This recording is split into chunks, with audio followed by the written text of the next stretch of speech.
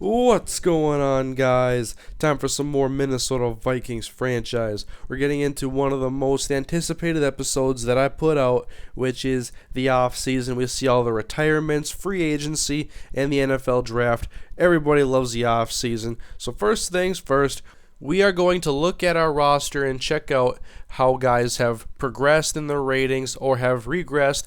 Christian Ponder up to an 86 overall.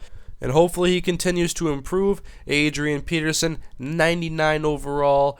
The man is just a monster.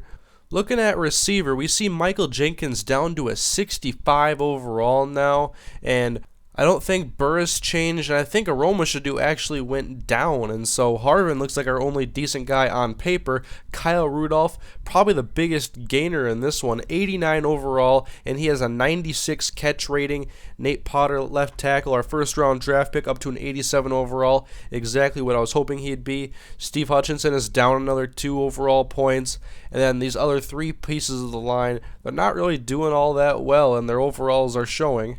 Here's what surprised me, though. Brian Robinson didn't even change, and he had a lot of sacks last year. He had a Pro Bowl caliber season.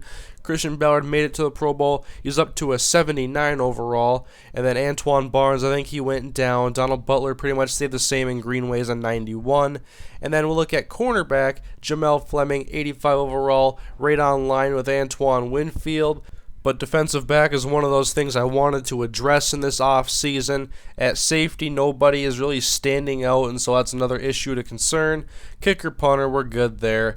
So if you look at the bottom 4 guys on this list right here, those look like our rising stars at the moment.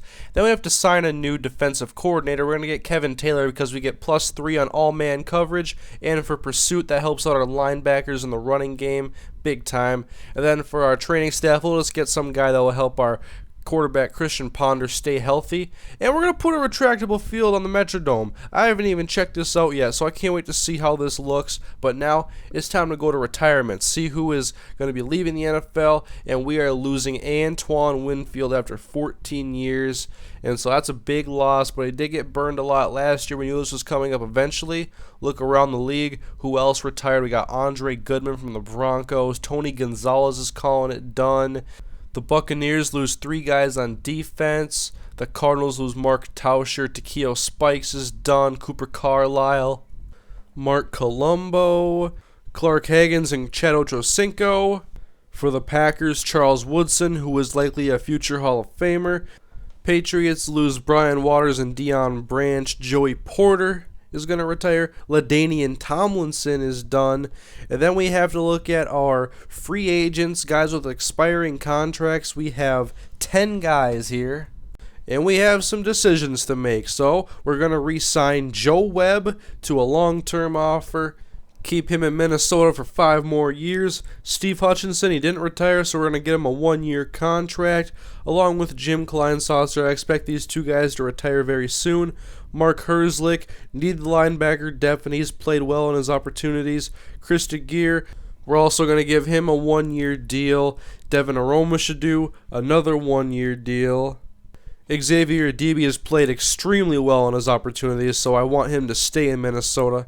And Noel Devine for another season as well. I'm giving a lot of 1-year contracts here. We're going to have a lot of expiring contracts in Season 4. And yes, I do plan on there being a Season 4. So the guys I have chosen not to re-sign are Sean Jones, Pierre Thomas, Everson Griffin, and Phil Lodeholt. Now, it's time for some more combine scouting. I did a previous video where I showed the entire draft class. If you haven't seen that yet, you should, especially if you're wondering who's in this draft class and where everybody is projected. I show every prospect, every position, and so then we go on a free agent bidding, and I want to look at defensive back and wide receiver in this one. We'll look at the receivers here. We got Steve Smith, Brandon Lloyd, Anquan Bolden, and Emmanuel Sanders. And I look at age and I look at ability. Obviously, I don't want to really re-sign anybody that's in their 30s because they're not going to be around for that much longer. So I look through like the entire list, try to figure out who would be a good fit. And I'm looking for like a number 1 type of receiver or some guy that can play on the outside. I like personally Percy Harvin, and I put a bid down on Emmanuel Sanders because I know he has speed. He's a burner. I like those type of receivers. I want one of those guys to be on the outside.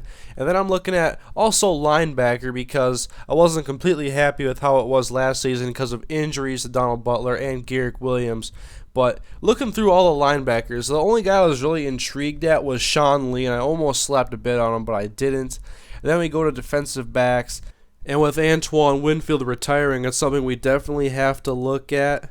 And I'm also looking at safety. I think Tyrell Johnson is our most consistent guy, and I got rid of Sean Jones because he could not seem to get over when guys were going deep. And he also played pretty poorly in the Super Bowl, but after looking through everybody, I go and check my bid on Emmanuel Sanders, and Chicago did outbid me, and then Pittsburgh outbid them. I decided not to slap another bid down on them, and then I looked through the list again. We see Ryan Matthews, he's a free agent. No one's even put a bid on him yet. And at receiver, got Steve Smith going to Denver, Brandon Lloyd going to New England. But a lot of these guys I just thought were too old or didn't have enough potential. So I decided not to bid on any more guys. Then I went to defensive backs, and with most of the top guys taken, I looked back through the list, and I put a bid on D'Angelo Hall. I put him in the secondary. He'll be competing with everybody else. We got a lot of guys that are mid to high 70s with good potential, and we did end up winning D'Angelo Hall. I'm not sure how long he's going to be on this team, but we'll look at now. We got individual workouts. We're just about approaching the NFL draft, and I really intrigued about Justin Blackman because he's a fifth-round prospect, but I did unlock all his stuff, and he's a C potential, and so he's not going to be what most of us are probably thinking he's going to be in the NFL. And then looking at Dante Hightower, just 87 speed, A potential, 90 strength. This guy is a monster. He is the guy I've been wanting since I started looking at this draft class. But now it's time to go into the actual draft. We see Alex Hurst is the first guy drafted. Drake Kirkpatrick, a cornerback, was taken.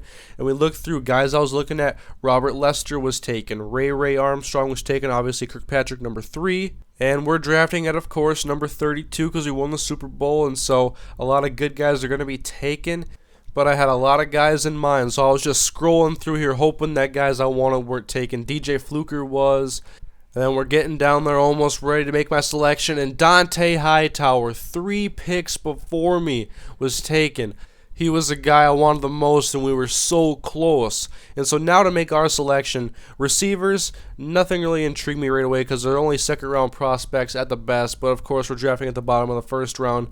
And then just looking through everybody else, no great centers or right guard. I wanted first-round talent. I mean, we're in the first round, so, of course, I want first-round talent. And just looking through and seeing what I could find. And this was really the only first-round talent I found was Rashard Hall, free safety, but I didn't want to address that in the first round. And so I went down and I picked Morris Claiborne, a guy who I knew had good ratings and could really help out this team. And then in round 2, we're going to take Vontaze Burfict, the second middle linebacker choice I had. I really wanted to pick Dante Hightower. And then I made a trade. Jared Crick, Chris Cook, and a 7th rounder for Tennessee's 4th. I probably got ripped off on that, but they're 2 guys that really aren't going to play that much. I wanted to see if I could get another pick, get somebody decent out of it. And then we draft Mark Harrison. We need some wide receivers to start doing battle with these guys on our current roster. And then in round 4, I was like, oh, I should take Justin Blackman, and I decided against it. He has C potential.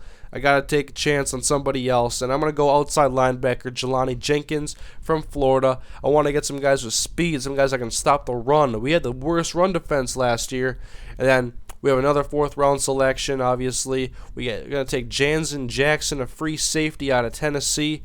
Need some guy to emerge there and really take over a starting spot. Round 5 now. I wanted to get another receiver in here to help battle with all these guys we have on our roster. I'm going to take Kobe Hamilton, and that would be the last of our selections. And the only thing I was really upset about is that I did not address offensive line at all in the draft, and we still have a really shaky offensive line. So, next year, top priority has to be the right side of that line. But those were our selections. And then I found out how powerful F potential was. Kenyon Barner down to 81 speed, 87 acceleration. I'm sorry, Kenyon. You were great last year, but I'm going to have to cut you.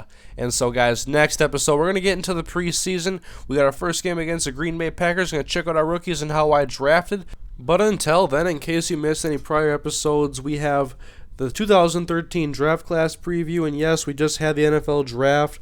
But if you want to see the entire class and where everybody was projected, then you can click that and check out that video. And on the bottom, if you missed it, Super Bowl against the Indianapolis Colts, one of the best responses on any video I've put out. So check out the videos, and I'll have the preseason coming out soon, and we'll get into Season 3, guys. Thank you for watching. I'll see you all later.